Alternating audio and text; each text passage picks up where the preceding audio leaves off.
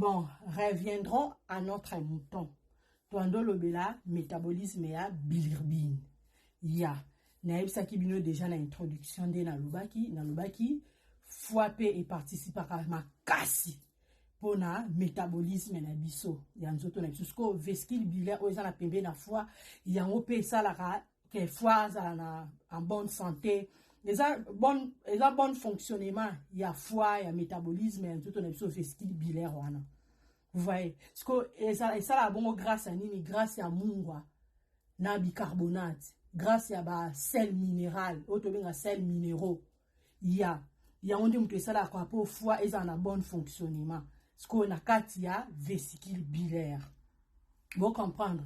Ce que to koma qui place au to le bela bilirubine, to koma qui na place à bilirubine. Bilirubine est un déchet à hémolyse. Hémolyse est une destruction à globules rouges. Autobenga hématie. Donc, destruction à hémoglobine. Sorry, I'm very, very sorry. Yeah, c'est normal. Yeah. Hémolyse est une destruction à hémoglobine. Ce que destruction na hémoglobine wala o sali hémolyse pour hémoglobine c'est nous ala na katia hématine na katia globule rouge ya onde mtepe sa globule rouge couleur rouge o azana ngwana hémoglobine na c'est nous que za banzime za na katia globule rouge o to benga hématine ce que ebebaka hémoglobine wana ebebaka et ça la ka hémolyse et ça la hémolyse wana ba déchets wana il faut za la éliminer ndena c'est nous que na fois après on za la éliminer. Ya, pour ceux qui ont éliminé tes ressources, iter. Vous comprendre? Ya, ce qu'il y a on est aux hommes, mais il y a on est ce que tu l'obéla, sorry, métabolisme ya bilirubine. Deni et ça la capo, et ce que ça accumule, deni randa que mouta comme un peu malade, tout ça là, il y a on aux l'obéla. Donc il y a l'obéla stricture nango, il y a l'obéla stricture à bilirubine, il y a l'obéla élimination ya bilirubine. Dans le bela icter pe na salarisme all right ya dans le bela métabolisme ya bilirubine vous comprendre tout le naibo dessiné auto neti awa hémoglobine ya caméra ko ya ki because nazo koma likola table pe ka yango na teli caméra donc na bina olobela métabolisme ya bilirubine na olobela structure nango na olobela hémoglobine na olobela élimination ya bilirubine na olobela icter pe na salarisme ya auto bandi siko na métabolisme ya bilirubine bilirubine d'abord ezani bilirubine eza pigment Erozoka pigment, ça veut dire couleur. Et ma pigmentation de la peau. Et l'autre, ils sa couleur. Et ça, la couleur est jaune. Bilirubine, et ça, la couleur est jaune. Ce que ça produit à dégradation, il y a hémoglobine. Dégradation, ça veut dire, et ça, li baby, ko beba ya hémoglobine. Ce qui hémoglobine est comme ya karato et baby, et ça, la ka hémolyse.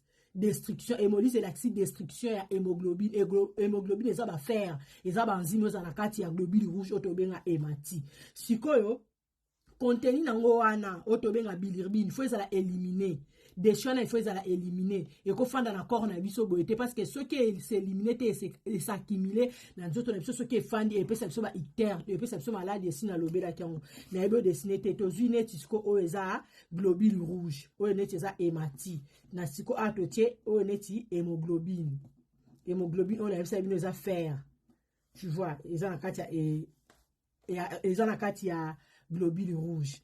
Ya, ce qu'on est que c'est catalysé. Et que c'est catalysé na foie. Pour n'absolument nos foie, ils ont un rôle makasi na nini na biso nzoto. Ils ont plusieurs étapes. Ndenge zana pour ça la pe comme ti et que c'est à éliminer et coller quand la étape ebele to komona ngo mais peut-être que tu n'en si s'appelle les lotés. Ya pour na pe na minute mukie linga la pesa pasi hein ndeka na website bido na zape na minute mukie de fona tchaka 10 minutes donc dans ça la vidéo moi ebele non to aussi ça on peut les lotés pour ezana ba étape ebele siko bilirubine wana ezala kaka former na destruction hémolyse te na ya hémoglobine te sorry ezala ka former na destruction hémoglobine te otobenga hémolyse est la destruction hémoglobine et cause la peut former na biloko ebele na ba origine ebele lokola ba cytochrome, ba catalase, tout ça eza ba nini oyo eko se former pe na ba organe mususu na ba origine mususu. Sikoyo tolobela hémoglobine. Hémoglobine yango ezo correspondre na 4 globines. Hémoglobine eza na 4 globines. Vous comprenez? Na hémoglobine eza pe na rôle ya komema oxygène partout na nzoto na biso. Na peau, tout ça là, hémoglobine mutamema oxygène wana yepe mutape sa couleur rouge oyo globule rouge eza nango. Globule rouge babengaka hématite. Parce qu'on a 4 globules wana. Na 4 globules oyo aza nango to tchane tiboye. Na yebo dessiner te to tche 4 ba point bleu oyo 4. Na 4 globules aza na des souverainetés. Tu vois, aza na des souverainetés. Moko tozo bengango alpha. Souveraineté alpha. Globuline. Alpha globuline. Na côté mususu pe aza oto benga bêta globuline. Ana bêta globuline. Dans tous les bêta globuline, comme ils ont un temps ma casse. Yeah. Donc ba point oyo bleu oyo za na kati ya hémoglobine. Eza 4 globines. Ndeto be en 4 globines. Ko na 4 globines wana na kati nango tozana D. Tozana D souveraineté. Oto benga alpha globuline na bêta globuline. De A tozana alpha, A tozana alpha globuline, A tozana bêta globuline. Sko na kati ya ba point bleu oyo eza na kati ya hémoglobine. Ba obenga ngo hème. Ba obenga ngo les hèmes. Eza 4 hèmes. Dans la carte nango eza na atome de fer otolo baba fer. Donc yango yoza la associé na oxygène. Eza capable de la associé na oxygène. Siko epa ya mukolo adulte. Epa ya chez l'adulte hémoglobine o eza courant eza otobenga hémoglobine A1. Yango eza courant pa ba adulte eza na 95 à 98%. À 98%. Il y a hémoglobine. Vous comprenez? Vous comprenez la na forme, na déforme, où il y a la souveraineté, on a l'obel awa, alpha globuline, na bêta globuline.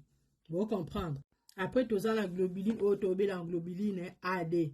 Mais on est minoritaire, ils sont dans le 3 à 4% de globuline. D'hémoglobine. Bon, on a les structures. Si on a hémoglobine AD oyo, on a AD à 3% de hémoglobine. Na kati nango yepe azana des souveraineté. Yesko azana alpha na delta. De delta. Oya mikolo na loba ko eza 3. Eza hémoglobine et pas mikolo on a ebisa bino na 5 na 98% yango tozobenga hémoglobine A1 yango ndeza mingi pas mikolo yango ndeza pas mikolo. Tu vois, il y a ebisa bino forme nango azana deux formes otobenga alpha globuline na bêta globuline. Siko na deuxième point za 3 deuxième siko tozana AD. AD wana siko ye na azana na forme nango azana alpha na D delta. Après, tu as sous na otozo benga hémoglobine fétale. Hémoglobine fétale, au trouvant et pas fœtus et pas bébé. Et pas fœtus et pas bana, mais en faible quantité. Et ça est à des pourcentages à hémoglobine. Mais ce qui jusque là, vous comprenez. Ce que yépe o ya fœtus a se composer sous na des souverainetés. Donc il a nyonso wana ezana ba des souverainetés. Vous comprenez? Ce que ya fœtus azana azana alpha na des souverainetés ya gamma. Des souverainetés ya gamma et pas ya fœtus. Tu vois?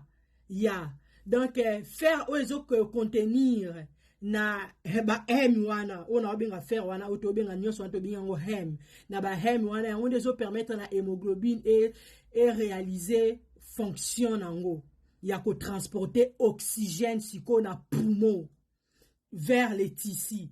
Vous comprendre? je ne sais pas si vous m'avez saisi là, jusque là, si vous m'avez